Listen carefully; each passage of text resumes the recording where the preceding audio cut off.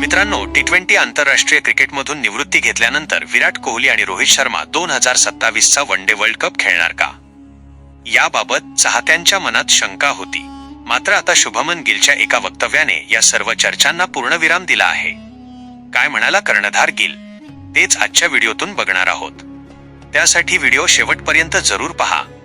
Bharat England one day मालिकेपूर्वी पत्रकार परिषदेत शुभमन गिल म्हटले की, आगामी विश्वचषकाआधी ही मालिका आमच्यासाठी महत्त्वाची आहे.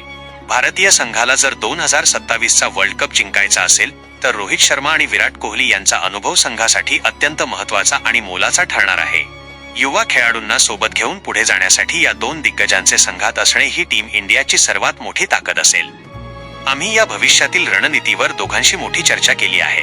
तर मित्रांनो, शुभमन गिलच्या या मोठ्या खुलाशानंतर आता हे स्पष्ट होत आहे की फिटनेस पूर्ण असेल किंग कोहली आणि हिटमॅन रोहित 2027च्या विश्वचषकात चाहत्यांना खेळताना दिसणार आहे.